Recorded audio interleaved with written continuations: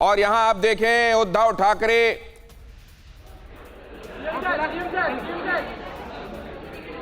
ठाकरे लोगों का यहां आप देख रहे हैं, उन्होंने यहां मंत्रालय पहुंचकर अभिवादन स्वीकार करने के साथ यहां शिवाजी की तस्वीर पर प्रणाम भी किया है। और उद्धव ठाकरे उनकी तरफ से अब क्या बातें सामने आती हैं, ये जाहिर है देखने वाली बात होगी। हम इस पर निगाह बनाए रखेंगे और आपको इस तरफ लेकर आते रहेंगे। लेकिन अभी जो बात कही गई है वो बहुत अहम है, आगे हम आपको बताने वाले हैं उधर क्या हुआ है उदयपुर में। लेकिन उससे पहले देखिए यहां फ्लोर ऑन फायर क्यों है। यहां मनन साहब ये कह रहे हैं कि टेक्निकल पेच निश्चित रूप से फंसा हुआ है और जाहिर है इसीलिए यह मामला सुप्रीम कोर्ट में है। और सुप्रीम कोर्ट ने उसी दिन कह दिया था कि अगर जब शिवसेना की तरफ से इस बात को लेकर उनके वकील की तरफ से अंदेशा जाहिर किया गया कि ये लोग तो फ्लोर टेस्ट कराने के लिए जाएंगे और अभी ये मामला यहां पर लंबित है, तो उन्होंने कहा अगर ऐसा कुछ होता है तो आप सुप्रीम कोर्ट आने के लिए स्वतंत्र हैं, हम आपकी सुनवाई करेंगे। इसीलिए ये सुनवाई हो रही है। लेकिन राज्यपाल के विशेषाधिकार के संदर्भ में कहीं सुप्रीम कोर्ट की कोई मदाखलत होगी, ये अभी बिल्कुल नहीं देखा जा रहा है एक्सपर्ट्स की तरफ से। मतलब ये कि फ्लोर टेस्ट होगा। आगे देखिए क्या होने वाला है। फ्लोर टेस्ट से पहले महाराष्ट्र में हलचल तेज हो गई है। मंत्रालय में महाराष्ट्र कैबिनेट की बैठक जारी है। उद्धव ठाकरे की अगुवाई में कैबिनेट की मीटिंग। मंत्रालय में महाराष्ट्र कैबिनेट की बैठक जारी है। कांग्रेस ने इस बीच पुणे का नाम बदलने की मांग की है। पुणे का नाम जिजाऊ नगर किया जाए, कांग्रेस ने कहा है।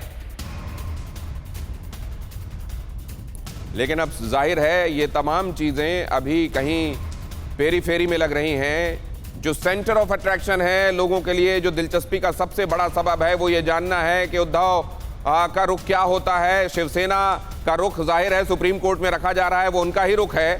लेकिन क्या उनके अपने मुंह से कोई बात सुनने को मिलती है इस दौरान। और अगली अहम खबर ये, कैबिनेट बैठक से निकलने पर वर्षा गायकवाड़ ने क्या कहा। मैं फाइल भूल गई थी, वही लेने गई थी, कहा वर्षा गायकवाड़ ने। कैबिनेट मीटिंग से अचानक निकली थी वर्षा गायकवाड़। और वर्षा गायकवाड़ से जब इस बारे में सवाल किया गया तो उन्होंने कहा कि मैं कोई फाइल भूल गई थी और वो फाइल लेने के लिए मैं गई थी, इसका और कोई मतलब ना निकाला जाए। और इस समय जिस तरह की हलचल चल रही है महाराष्ट्र में, वहां हर एक बात के मायने हैं, हर एक बात की अहमियत है। लिहाजा इस बात को भी लोग ये जानना चाहते थे कि वर्षा गायकवाड़ अगर बीच में निकली तो उनके निकलने का आशय क्या था। अखिलेश हमारे संवाददाता आपको इस बैठक से और ज्यादा जानकारी दे रहे हैं। अखिलेश, क्या इनपुट महत्वपूर्ण, क्विकली। जी बिल्कुल, देखिए आज कैबिनेट बैठक बुलाई गई है। कल भी कैबिनेट बैठक थी और आज फिर बुलाई गई। तो कारण यही पता चल रहा था कि जो औरंगाबाद शहर है, औरंगाबाद का नाम बदलकर संभाजी नगर किया जाए। और ये शिवसेना पहले से कहते आई है। शिवसेना पहले इस विवाद को लेकर बीजेपी पे ये ढिकरा फोड़ती थी कि बीजेपी को हमने वहाँ के एयरपोर्ट का नाम संभाजी रखने के लिए कैबिनेट में पास किया, लेकिन वो नहीं कर रही है, केंद्र सरकार नहीं कर रही है। लेकिन कैबिनेट में इनके फैसला नहीं हुआ था, तो ये सोच रहे थे कि शायद अगर हो सकता है कि ये आखिरी कैबिनेट हो तो हम कम से कम ये इस प्रस्ताव यहाँ पर लेके आए कि संभाजी नगर कर दे औरंगाबाद का नाम। लेकिन उसके बाद कांग्रेस लोगों के जहन में कुछ और ही चल रहा है और इनके भी जहन में टॉप ऑफ द माइंड कुछ और ही चल रहा होगा। लेकिन ये वो बातें हैं जो आप लोगों के सामने रखी जा रही हैं। मैं इसको लेकर चलना चाहता हूं। जफर इस्लाम साहब आपको नजर आ रहे हैं, हमारे साथ जुड़ चुके हैं। और कुछ ही देर में अरविंद सावंत साहब हमारे साथ जुड़ने वाले हैं शिवसेना की तरफ से। लेकिन बीजेपी का रुख मैं जरूर जान लेना चाहता हूं। बीजेपी की तरफ उसको ही इस सारे मामले के सूत्रधार के तौर पर लोग देख रहे हैं। आपका क्या कहना है जफर इस्लाम? देखिए, ये उनका अंदरूनी मामला था, है भी अंदरूनी मामला। शिवसेना के आपसी लड़ाई है दो गुटों में।